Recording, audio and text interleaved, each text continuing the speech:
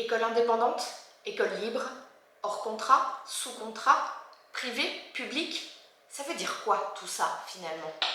Aujourd'hui on parle définition et on va essayer d'y voir un petit peu plus clair dans tout ce charabia. Hello, je suis Cindy, directrice de Montessori Auxerre. Après des années d'errance professionnelle, j'ai trouvé ma voie et je me suis reconvertie en devenant éducatrice Montessori. Puis j'ai fondé Montessori Auxerre, tout à la fois école, collège et centre de formation.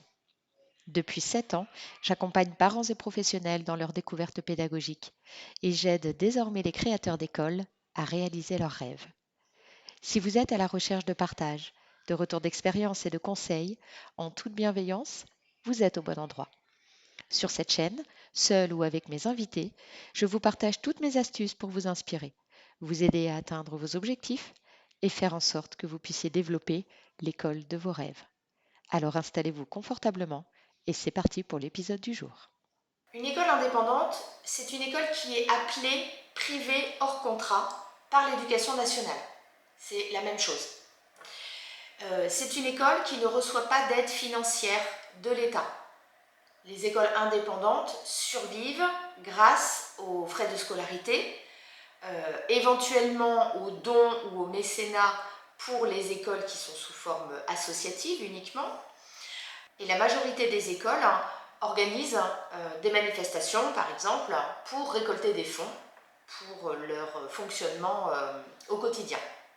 C'est donc une école qui ne reçoit pas d'aide financière de l'État, à la différence des écoles sous contrat qui, elles, ont les salaires des éducatrices, enfin des enseignantes, qui sont financées par l'État. On y reviendra tout à l'heure. Une école indépendante, elle est donc libre de choisir sa pédagogie, mais ça ne veut pas dire qu'elle peut faire n'importe quoi.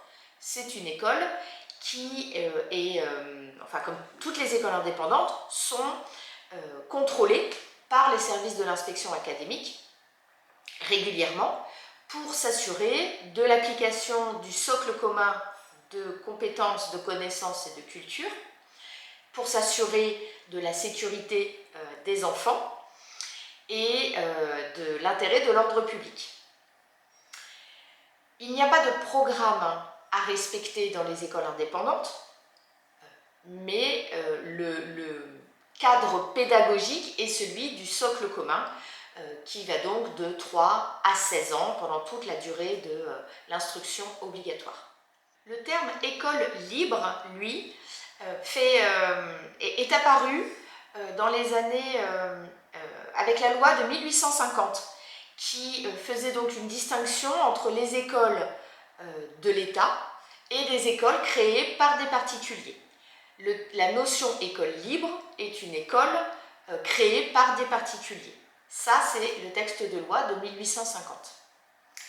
Depuis la grande manifestation de 1984, qui a abouti à la loi Debré, le terme d'école libre est plutôt employé pour les écoles qui sont sous contrat avec l'État, donc qui n'ont pas été fondées par l'État, mais qui ont passé un contrat, que ce soit un contrat simple ou un contrat d'association, on y reviendra, avec l'État. Par exemple, toutes les écoles diocésaines, catholiques, mais il en existe dans d'autres religions également, et parfois athées aussi. Donc la dénomination école libre, aujourd'hui, a quand même cette connotation de ces écoles spécifiques qui ont passé des contrats et n'englobe pas nécessairement les écoles privées hors contrat telles qu'elles sont définies par le gouvernement aujourd'hui. La notion de contrat maintenant, il y a deux possibilités. Soit on est hors contrat, soit on est sous contrat. Sauf que le contrat est passé pour une classe, pas pour une école. Il peut donc y avoir des classes sous contrat à l'intérieur d'établissements hors contrat. Ça, c'est un premier point important. Ensuite, le deuxième point, c'est qu'une école indépendante ne peut demander à passer un contrat avec l'État qu'à partir de 5 ans d'existence. Avant ça, c'est non étudiable pour l'État. C'est 5 ans minimum d'existence et ensuite on peut demander à passer un contrat. Il existe 2 types de contrats, le contrat simple et le contrat d'association. Le contrat simple ne concerne que les établissements primaires, c'est-à-dire maternels ou élémentaires. Le contrat d'association concerne les établissements de la maternelle jusqu'au lycée, donc primaire et secondaire.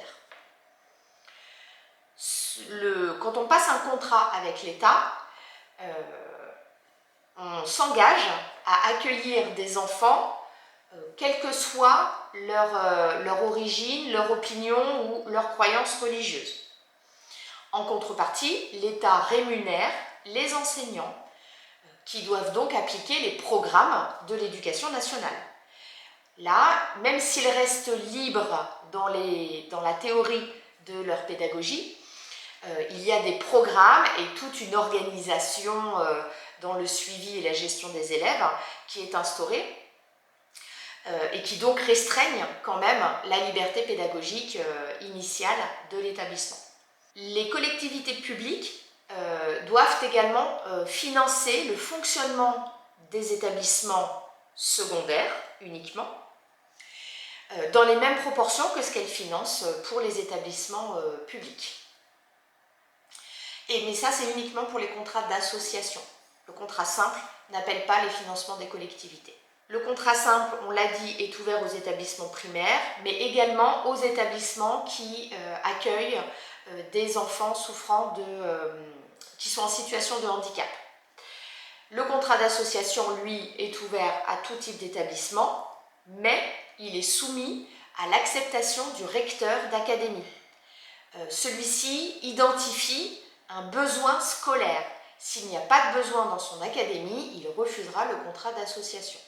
École privée, école publique. Quelle est la distinction? Une école publique est une école fondée par l'État, par le gouvernement. Ce sont des écoles qui sont gérées soit par la mairie pour les établissements primaires, donc la mairie de là où elle se trouve, soit pour le département ou la région pour les établissements secondaires. Une école privée est une école fondée par des particuliers. Quel que soit le mode de gestion, c'est 2 choses différentes. On peut être sous forme associative ou on peut être sous forme de société. Mais la gestion et les fondements de la structure ont été réalisés par des particuliers. Ça, c'est une école privée, à l'inverse de l'école publique. Il existe actuellement 1847 établissements indépendants en France. 1102 sont des établissements primaires, c'est-à-dire des classes de maternelle ou des classes d'élémentaire, et 745 sont des établissements secondaires, collège ou lycée. Ce chiffre est en augmentation. Il y a tous les ans aux alentours d'une centaine d'écoles qui se créent chaque année en France. Ça peut être une école athée ou une école religieuse, ça peut être une école d'éducation traditionnelle ou une école avec une éducation alternative. Tout profil d'école confondu. Actuellement, la tendance depuis 3-4 ans, c'est aux alentours d'une centaine d'écoles qui ouvrent chaque année. Et voilà, j'espère que vous y voyez un petit peu plus clair dans toutes ces définitions. On oppose donc l'école publique à l'école privée, l'école sous contrat à l'école hors contrat, et la dénomination école libre, école indépendante qui est un petit peu plus floue. Si vous avez des questions, n'hésitez pas à les poser en commentaire, j'y répondrai avec plaisir. Et à très bientôt!